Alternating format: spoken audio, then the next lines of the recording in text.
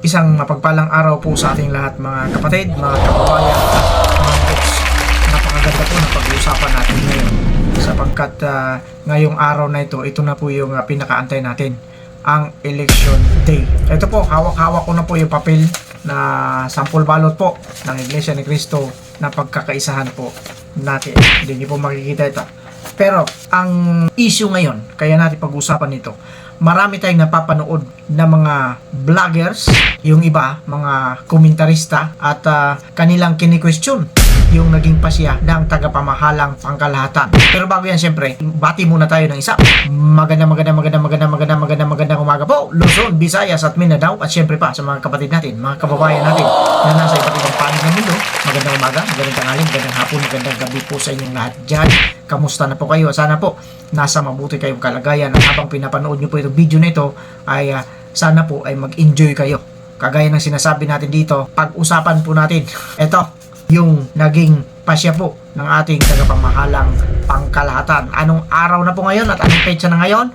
Ngayon po ay araw ng Lunes. Ito na po yung election day. Tutungo na po tayo sa kanya-kanya nating mga presento at doon po tayo boboto sapagkat ito po, naka-ready na po yung ating dadalhin. Wala na po tayong kaproblema. Ito na po yung ating magiging sample ballot. At kaya pagdating doon, isusulat na, sishade na lang natin yung nasa bilog. Di kagaya ng iba na doon pala mag-iisip kung ano yung iboboto nila. Ito po yung advantage natin dito sa Iglesia ni Cristo. At meron syempre, pag may advantage, mayroon din pong disadvantage. Ano po yung mga disadvantage na yan? Mga disadvantages na yan. Ito yon.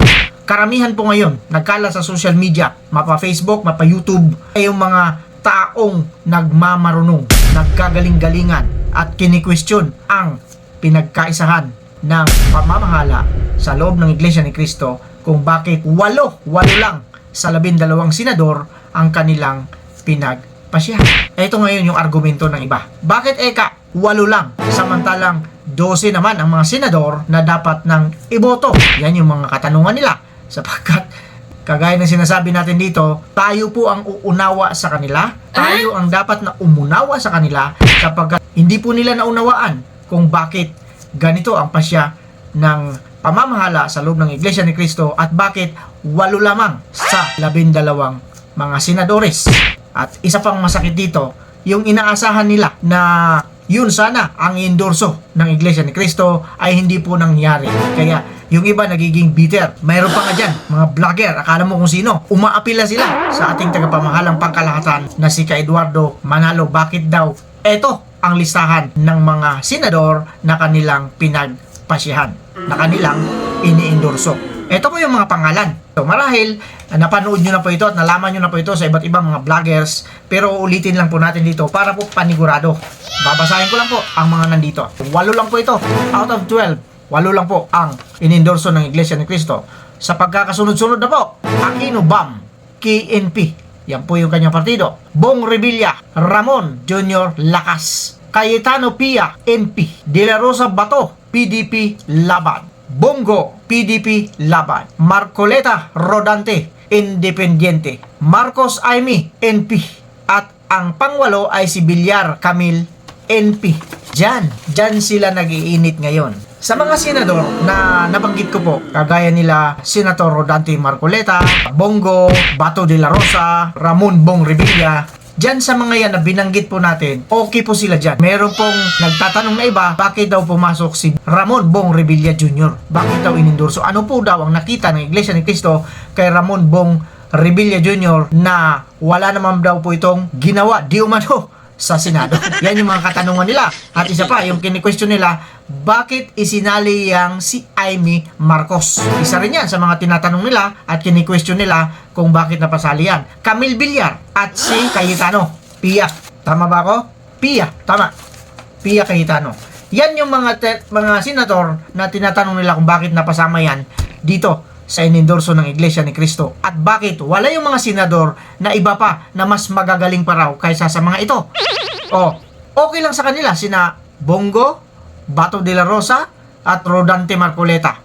Yang tatlong yan, pasok na pasok sa kanilang panlasa sapagkat nakikita naman nila na deserving talaga itong mga ito na endorso ng Iglesia ni Cristo. Pero bakit sa mga kagaya ni Senator Ramon Bong Revilla Camille Villar, Jaime Marcos, Pia Cayetano, Bam Aquino, lalo na. Bakit daw naipasok yan? At bakit ini-endorso ng Iglesia ni Cristo? Nasaan na raw? Paano daw ba ginagawa ang pag-endorso ng Iglesia ni Cristo? Yan yung sinasabi natin dito. Tinatanong nila sila mismo, kini-question nila yung pagpili at pag-endorso ng Iglesia ni Cristo. Samantalang kami na mga kaanib sa Iglesia ni Cristo, wala po kaming question dyan. Ito ang sasabihin kong sikreto. Kasi naunawaan po namin, anuman, sino man ang pinagpasyahan na kandidato ng aming tagapamahalang pangkalahatan, hindi po kami dyan magtatanong. Bakit mahaba po ang proseso at kulang po ang oras natin kung pag-uusapan natin dito sa video ito. Kaya ang sasabihin na lang natin dito, yung mga taong nagtatanong at yung mga taong kumi-question sa mga ini-endorso ng Iglesia ni Cristo, sila po ay mga walang alam. Yan na lang sasabihin natin. At pagpasensyahan na lang natin sila, pagpaumanhin na lang po natin sila sapagkat hindi po sila nakauunawa kung ano talaga ang nasa doktrina sa loob ng Iglesia ni Cristo. Kaya ang sinasabi natin dito, mas magandang magsuri po kayo. Subukan niyo kaya pumasok kasi para malaman niyo, hindi dakdak kayo ng dakdak na wala naman kayong nalalaman. Hanggang dakdak lang kayo, di ba? Basta sa amin dito, anuman at sino man ang napagpasyahan ng pamamahala na iboto namin, walang labis, walang kulang.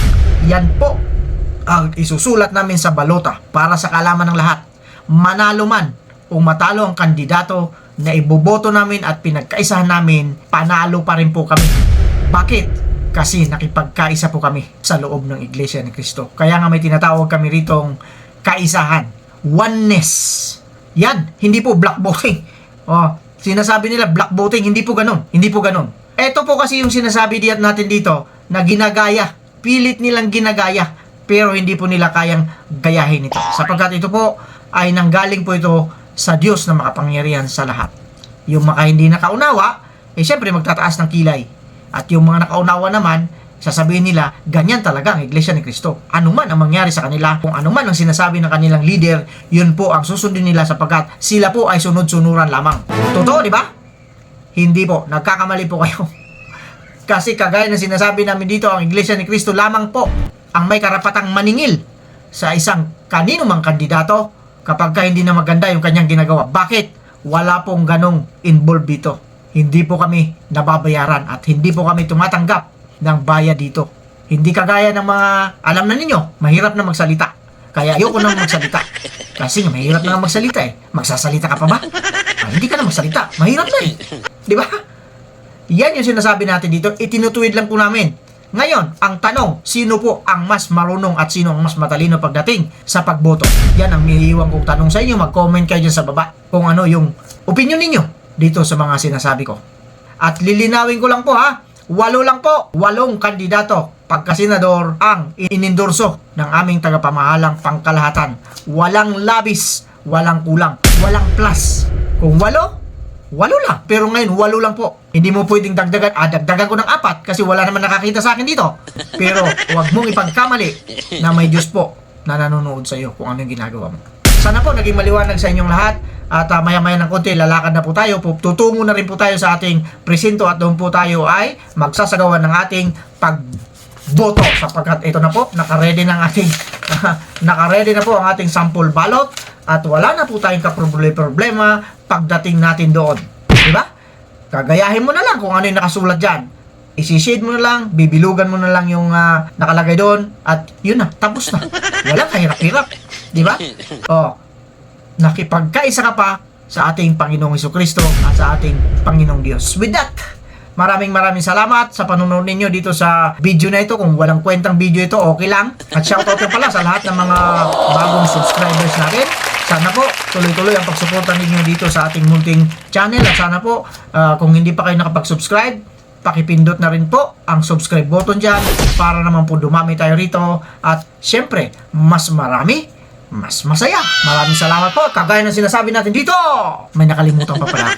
Bago kayo pumunta sa inyong kanya-kanyang mga presento, dapat meron na kayong kodigo. Para pagdating doon, hindi kayo maghahanap ng mga butikiron. Hindi kayo mag-iisip ng kung sino-sino. Kasi yung iba, pagka gumanon sa labas, mayroon suminyas doon, yun na maisip mo, susulat mo, aabangan ka sa labas. Diba? Kagaya na sinasabi natin dito, mag-iingat po tayong lahat, pero lang sa mga taong hindi nag-iingat. See you on my next video.